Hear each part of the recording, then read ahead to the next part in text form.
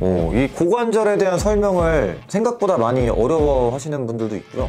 일반인들 중에 심지어 고관절 이름은 알아도 고관절 어딘데 짚어보세요 하면 못 짚으시는 분들이 많아요. 고관절 한번 여러분 시청하시는 분들 짚어보세요. 어디야? 너무 이제 알아듣기 쉽게 이해를 잘하는 요런 능력이 되게 중요하다는 거예요. 되게 좋은 큐잉을 하고 있는 거예요. 안녕하십니까, 고독한 개츠비의 피지크 선수 김승현입니다. 오늘 또 리액션 영상을 피디님께서 요청을 하셨습니다. 그래서 어떤 영상을 보고 또 리액션을 할지 저도 좀 궁금한데 어떤 겁니까? 티칭 리액션. 그래요.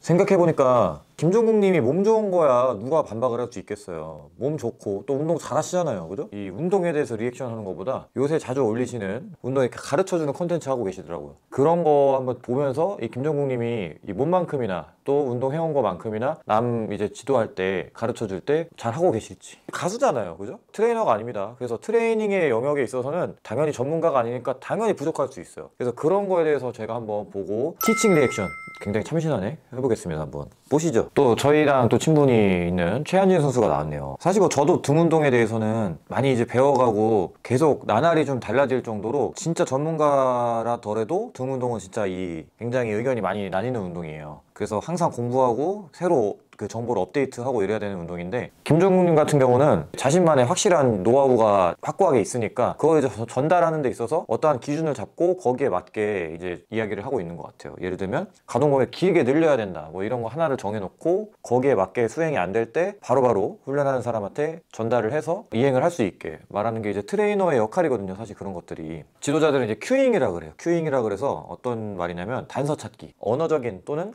제스처 또는 여러 가지 이미지 이런 걸 통해서 전달을 하는 게 이 지도자한테 필요한 되게 중요한 능력이거든요. 그래서 저희가 이제 좋은 지도자들을 이제 가르는 기준이 큐잉이 좋은 지도자들을 좀 좋다 그래요. 그런 거예요. 예를 들면 뭐 양쪽 귀와 어깨 사이가 굉장히 간격이 멀어진다는 생각으로 자세를 바르게 펴세요 막 이런 식으로 훈련하는 사람이 이미지화 시켜서 동작을 해내기 쉽게 만드는 단서를 제공해 주는 걸 큐잉이라고 얘기하는 겁니다. 사실 뭐 그래 한 개 더해 두 개 더해 이거는 대부분이 할 수 있는 쉬운 영역이에요. 가슴을 들어 막 이런 거 쉽잖아요, 그죠? 뭐 그렇게 볼게요. 네. 손을 벨트 쪽으로 내리려고 그냥. 그렇지. 이런 거죠. 손을 벨트 쪽으로 내린다고 생각하고, 그죠? 이런 것들이 이제 큐잉입니다. 좋은 큐잉인 것 같아요. 손을 예를 들면 벨트 쪽으로 내린다고 생각을 하면 견갑의 움직임보다 팔의 신전작용을 더 많이 하게 되고 또 광배근 자체를 더 단축시키는 데 더 집중을 할 수 있기 때문에 굉장히 좋은 큐잉이 되겠죠. 그렇지. 그래서 완전 이 판 여기. 로우바 할 때 딱 걸치는 그지죠?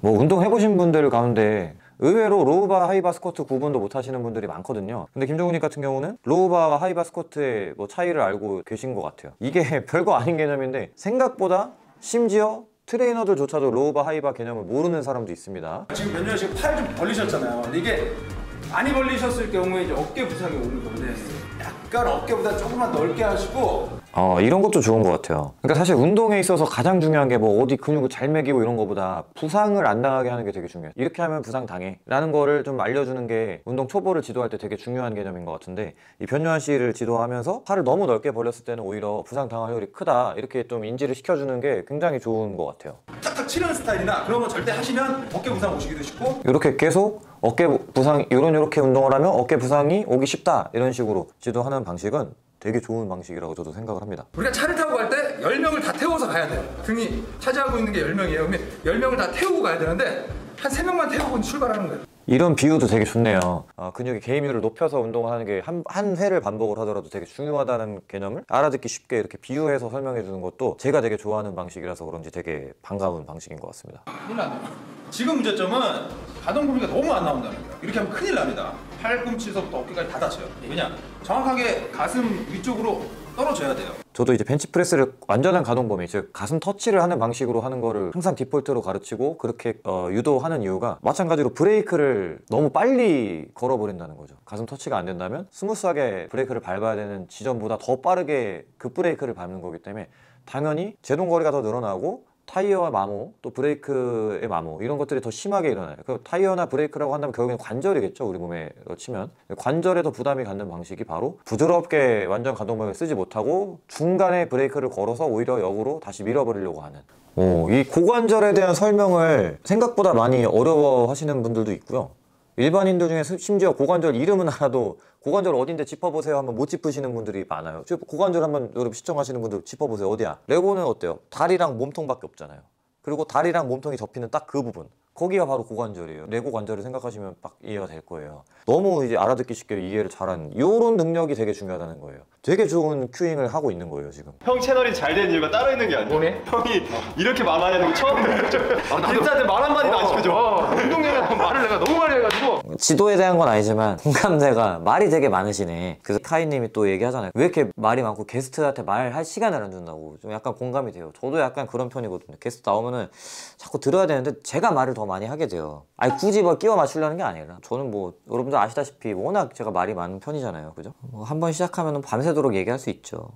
근데 와 이게 검수를 하나 싶을 정도로 되게 좋은 내용이 많아요. 네, 정확한 내용. 그래서 김종국님은 PT를 과연 옛날에 받으셨을까? 아니면 또는 누군가한테 운동을 배웠나? 싶을 정도로 너무나 좋은 것 같습니다. 네, 그쵸. 아니면 하체만 써버리지 않잖아. 그쵸. 이게 그 조화롭게 움직일 수 있는 법을 몸이 알게 해주는 거야 이제. 아우 제가 딱 되게 강조하는 게 저 고립하지 말라 그래요. 인생에서 고립은 뭐 할 수 있어. 몸이 좋아질 수 있어요. 근데 운동에서는 고립을 하면 할수록 오히려 물론 고립 운동이 필요한 경우도 있는데 협응이 되지 않은 상태에서 고립을 하게 되면 되게 좋지 않은 방향으로 갈 수 있거든요. 부상이라든가 통증이라든가. 그래서 항상 같이 함께 쓰고 조화롭게 움직이는 법을 먼저 깨닫고서 고립 운동으로 할 수 있어야 되는데 고립 훈련부터 먼저 배우게 되면은 굉장히 몸이 고생을 할 수 있거든요.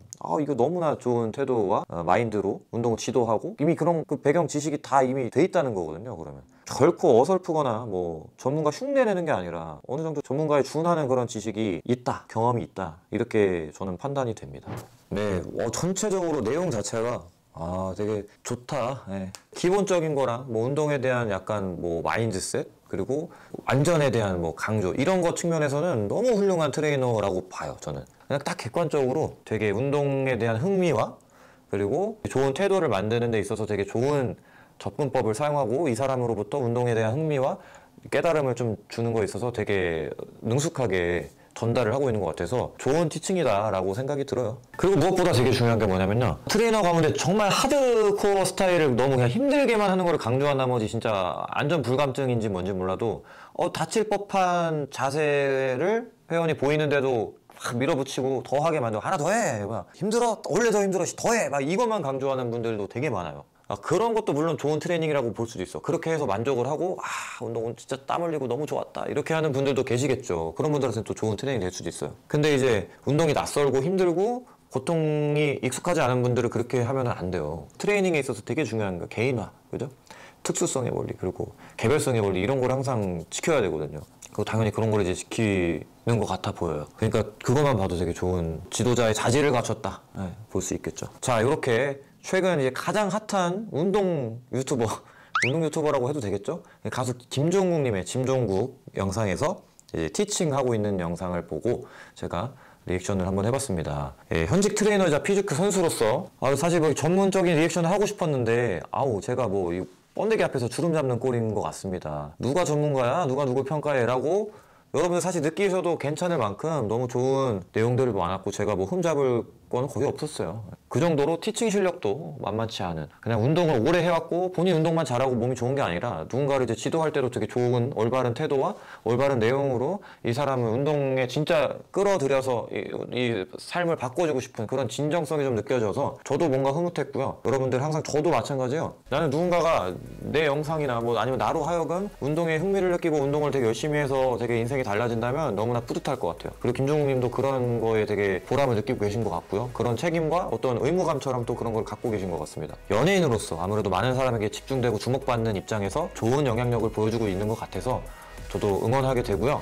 오늘 영상 여러분들 즐겁게 또 재밌게 흥미롭게 보셨다면 저희 채널도 구독해 주시고 그리고 좋아요와 댓글까지 달아주신다면 너무나 감사드리겠습니다. 다음 시간에 또 재밌는 영상으로 찾아오도록 하겠습니다.